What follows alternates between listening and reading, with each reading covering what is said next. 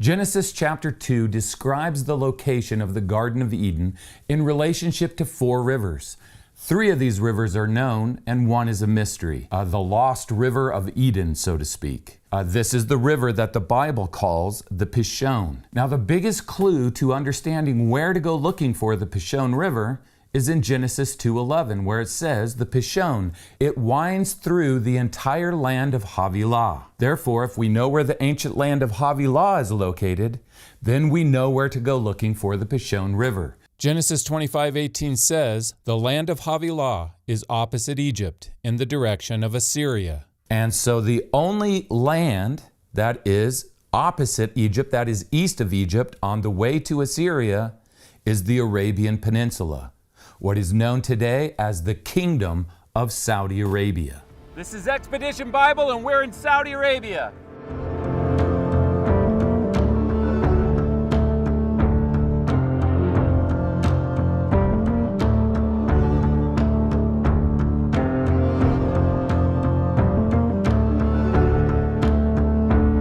Okay, hold on.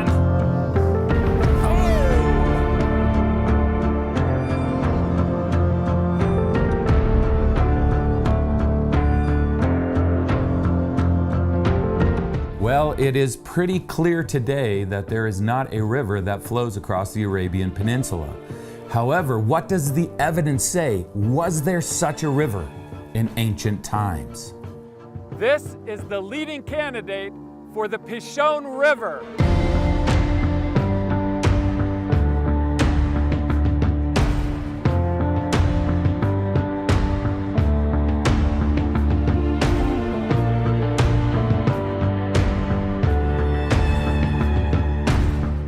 If you want to support me and the making of these videos, please hit the subscribe button. Also, thank you for making my book #1 in archaeology. I'll leave a link in the description where you can order a copy. So I was reading Genesis 2 in my ESV Bible, and I noticed the map that showed the 2 main proposals for the location of the Garden of Eden. One is a northern proposal and the other one is a southern proposal. I'd been up in the area of Turkey and Armenia where the northern proposal is. This didn't make a lot of sense to me. For one thing, it's a very high mountainous country, not really ideal for a garden. The other thing is that even though the Tigris and Euphrates rivers start in this region, they aren't connected to each other. And then the rivers that were proposed in this northern area for being the Pishon, that doesn't make any sense at all because that area of Turkey and Armenia is not east of Egypt. It is not opposite Egypt on the way to Assyria. Genesis 2:10 says, a river flowed out of Eden to water the garden, and there divided and became 4 rivers. At some point, the 4 rivers are one river. The area of the southern proposal, on the other hand, is very intriguing because this is an ideal place for a garden. It's low, it's warm, it's well watered.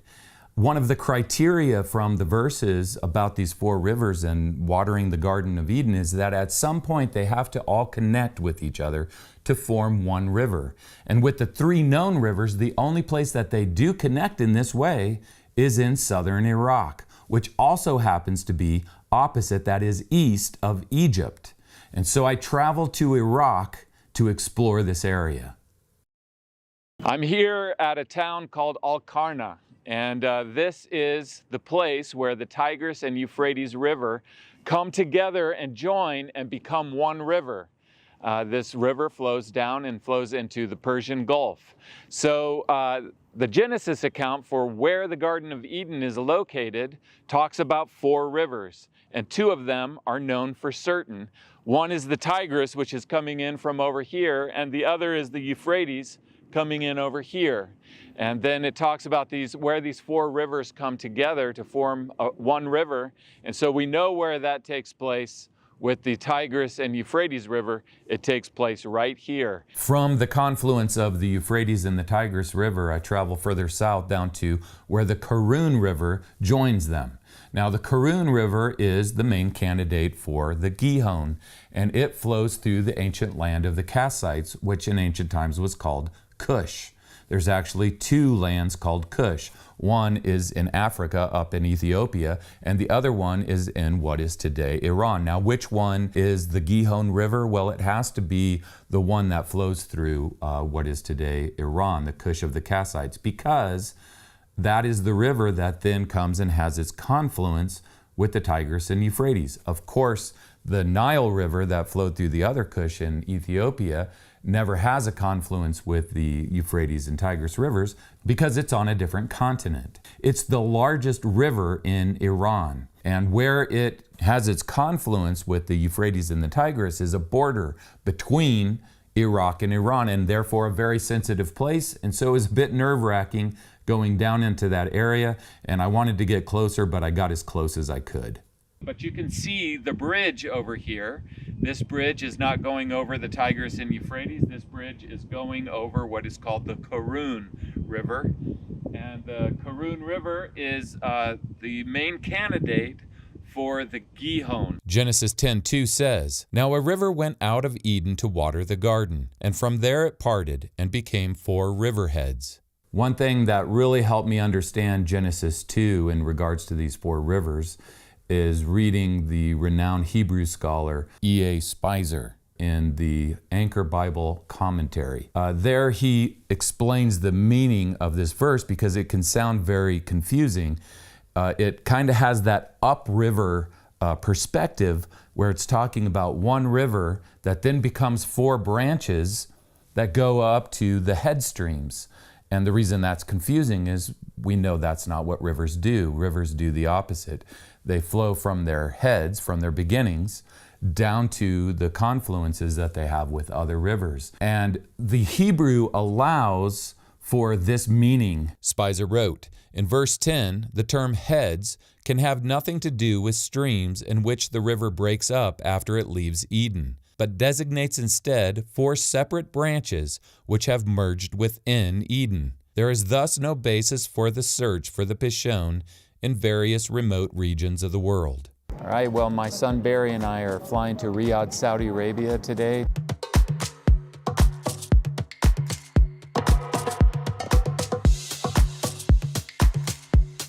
Saudi Arabia.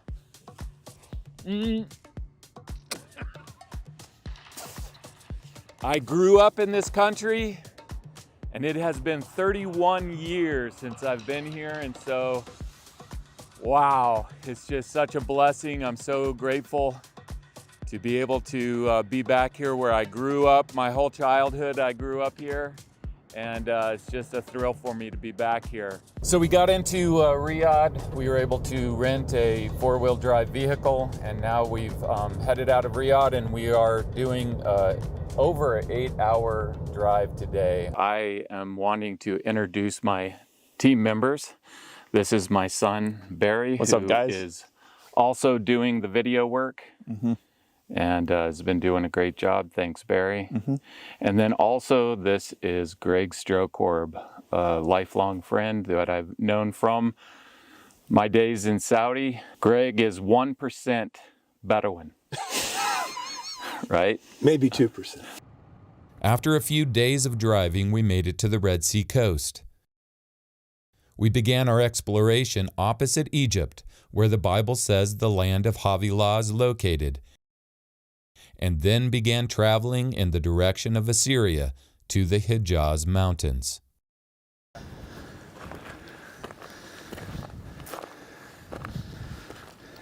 So I'm standing up in the Hijaz mountains, and this is the divide. The mountains of Hijaz are tilted. The whole land is tilted across Arabia towards Mesopotamia. And so you see all kinds of ravines through here. But when it rains, all these ravines flow together and they join and they flow down what is believed to be the ancient Pishon River. East of the Hijaz mountains is an impressive high plateau of rocks.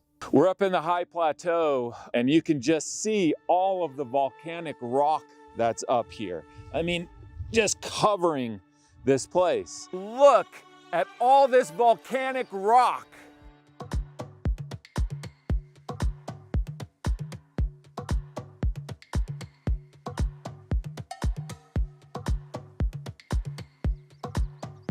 So we've been exploring the Hijaz Mountains, and we've come down into the foothills, and we found this beautiful area here.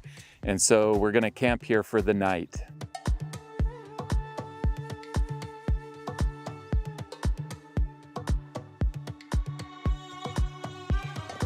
After breaking camp, we continued our journey east across Arabia. Genesis 2 says of the Pishon that it winds through the entire land of Havilah, where there is gold. The gold of that land is good. This is one of the criteria for Arabia being the land of Havilah. If Arabia is Havilah, then there should be gold in Arabia, and the gold is good. It should be famous for its gold.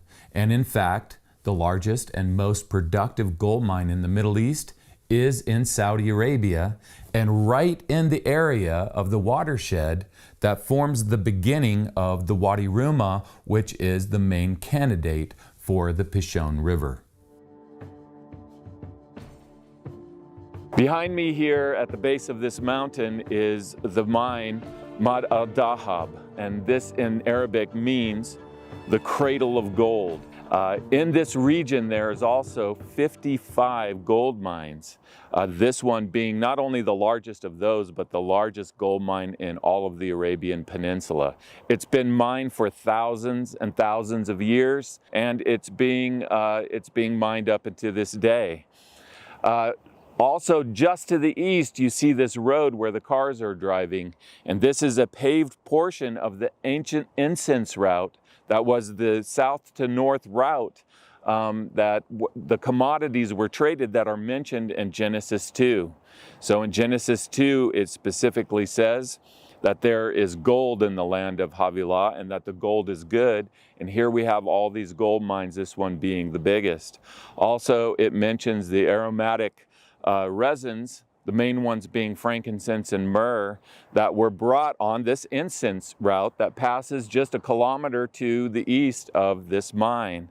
And then the onyx, the precious stones. So the same commodities that are mentioned in Genesis 2 for the land of Havilah are the same commodities that Arabia is famous for trading.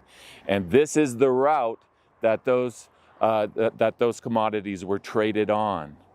So it just is it's just a fit between the description of the land of Havilah in Genesis 2 and the land of Arabia. So we're just coming into this area and looking for a campsite for the night. After another night, we continued our journey. Now it was time to find the ancient riverbed that we would spend the rest of our trip following across the Arabian Peninsula. In the late 1980s and early 90s, the Egyptian geologist Dr. Farouk El-Baz, while studying satellite images of Arabia, discovered a huge ancient Arabian river. The ancient riverbed that Dr. El-Baz discovered that had once flowed across Arabia is called locally Wadi Rum. We have made it to Wadi Rum, and this is the bridge of it behind me here. In regards to the river that Dr. El-Baz discovered, archaeologist James Sauer wrote, "It may well be the Pishon River, one of the 4 rivers, according to the Bible associated with Eden. No other river would seem to fit the biblical description." And so it was a combination of both of them that led to the reality that this lost river of Eden had finally been found. This riverbed that you see here is the leading candidate for the biblical Pishon River. It drains the Hijaz Mountains and flows out to the Euphrates and Tigris rivers.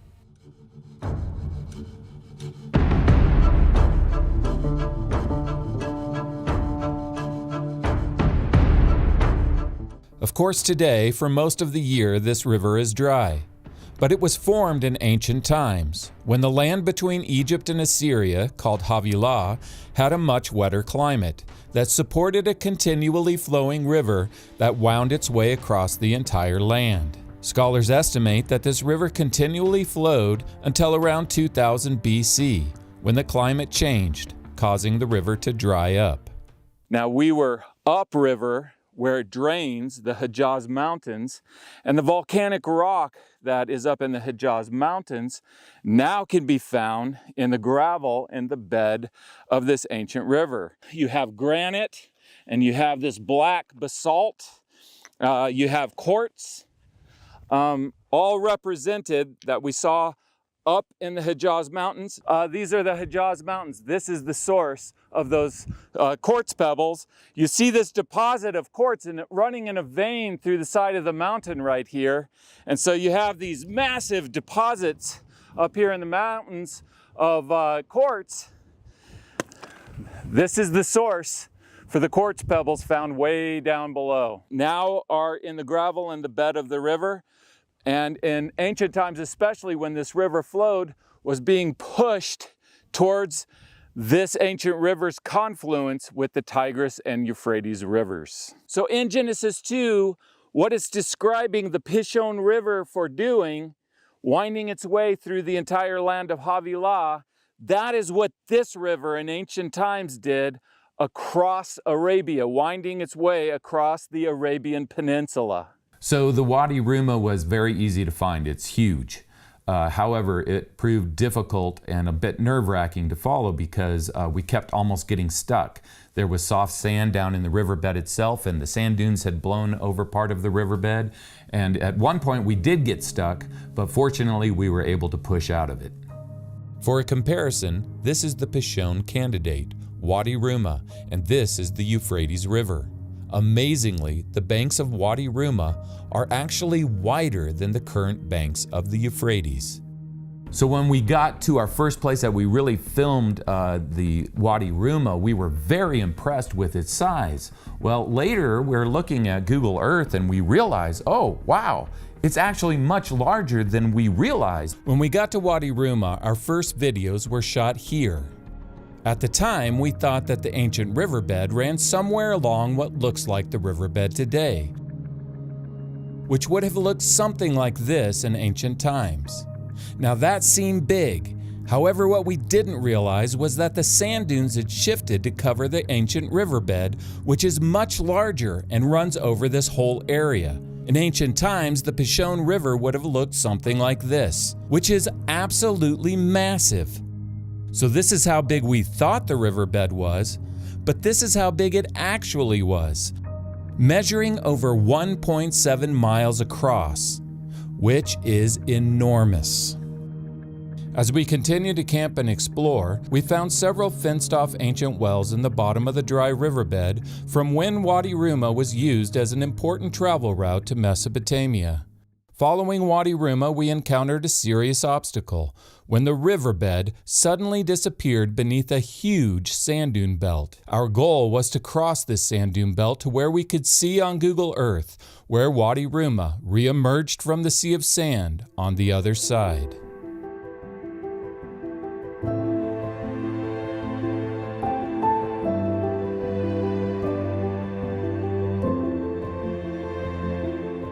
So we've been working our way across this sand dune belt. It's a bit nerve-wracking because we only have one vehicle. And so if we get stuck, then we're in serious trouble. But we've camped here for the night. We're gonna bed down and we're gonna hope to find the wadi on the east side of the sand dune belt in the morning. This is our camp. So this is where I sleep, in this little tent. Barry likes the big tent. He's got the big tent over there. Greg is way over there on the side of the hill because he snores really, really loud.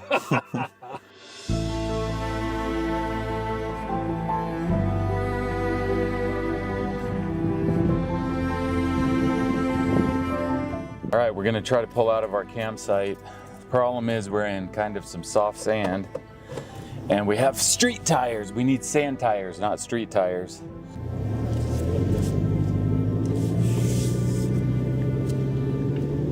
Oh, we're going fast. That's good. I ain't slowing down now. Woo! Okay, we're taking that ledge. Ready? Here we go. If we're out of here, we're free. Oh, camels! Ah. Assalamu alaikum, Habibi. Ah, yeah.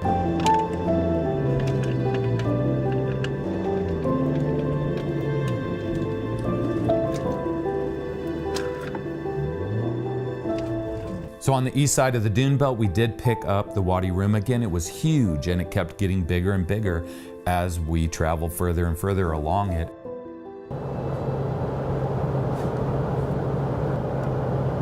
So we made it through another night in the desert, and now we got a little over a 3-hour drive into the town of Hafr el-Batin. So behind me we have what's called in Arabic a wadi, which is just a dry stream bed, and in times of heavy rain, then it'll flow with water.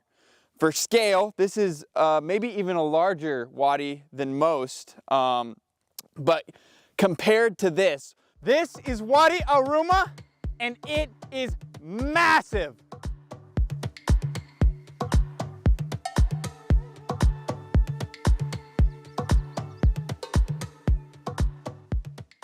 All along the river up until this point, we had gravel on each bank and covering the flood zone of this ancient river. However, as we got down close to Kuwait, then all of a sudden this gravel plain just opened up. And the reason why is because this is the alluvial fan of the river as it comes to its confluence with the Euphrates, Tigris, and Gihon rivers. This alluvial fan covers much of Kuwait itself. And so it just is another indicator of how much water in ancient times was coming down this riverbed. So we have in this gravel plain all these pebbles. And years ago, the Egyptian geologist, Dr. Farouk El-Baz, was here. And he realized that these were not indigenous to this area. And he asked a simple question: where do these come from? The closest source for these pebbles was the Hijaz Mountains. Dr. El-Baz realized that it had been the strong flow of the ancient river that had both formed these pebbles and carried some of them for more than 500 miles before being spread out across the alluvial fan. And when we were back in the Hijaz Mountains a couple days ago, we collected some rock samples.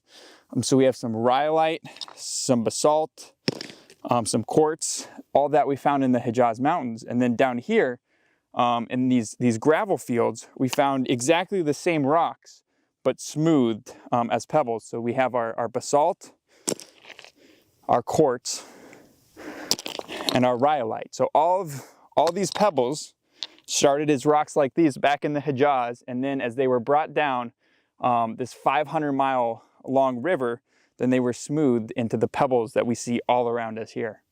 Dr. El-Baz did a map of the pebble distribution of this river to show that it was the flow of the river that brought these stones over 500 miles down from the Hijaz Mountains. You just look at the riverbed that we've been following for over 500 miles that keeps getting bigger and bigger and bigger, and it's just astounding the size of this flow. So the question is this the Pishon River? In conclusion, we're standing in a gravel bed full of a bunch of little pebbles that look like the pebbles you would see along a river. And we know that they're not indigenous to the area, and we know that they come from the Hijaz Mountains. And there's a huge riverbed behind us that runs all the way back to the Hijaz Mountains. It's not exactly rocket science as to how they got here. Even when we asked some locals, because we didn't know if we were pronouncing the name of the wadi right, they said, yeah, it's Wadi Ar-Rummah, and it runs from Medina in the Hijaz Mountains all the way to Iraq, where the Tigris and Euphrates join. So it's really not that difficult. The more that I researched this, the more that we explored, the more it makes sense of the identification that Dr. James Sauer made, that this is to be identified as the Pishon from Genesis 2. We can say that the Bible describes the location of the Garden of Eden in relationship to 4 rivers that are all identifiable physically on the ground today. And so all of these 4 rivers in southern Iraq came together to form one river. Now what this place looked like before the flood, we don't know. However, I wanted to go and see what it looked like today, and I was quite shocked. I don't know why I wasn't expecting it to be such a wet place, but what I found there was a whole lot of water.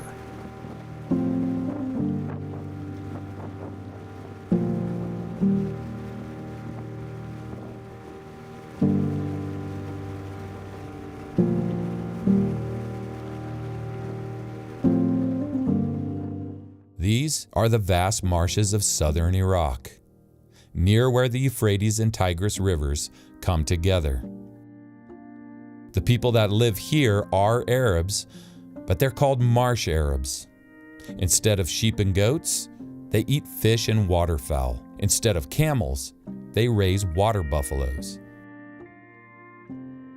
And as endless as these marshes seem today, they covered a much larger area in ancient times, stretching all the way from the Gulf to the ruins of the old Sumerian cities, such as Ur and Eridu.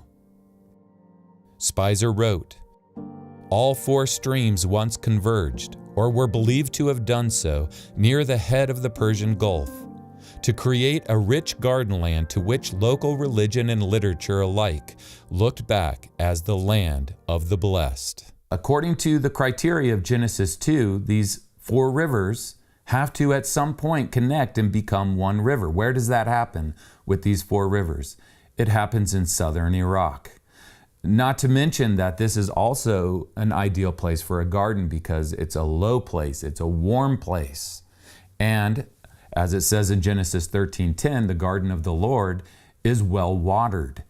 Therefore, I believe that the most probable place for the location of the Garden of Eden is the southern proposal, southern Iraq. Romans chapter 5 says, "For just as through the disobedience of the one man the many were made sinners, so also through the obedience of the one man the many will be made righteous, to bring eternal life through Jesus Christ our Lord."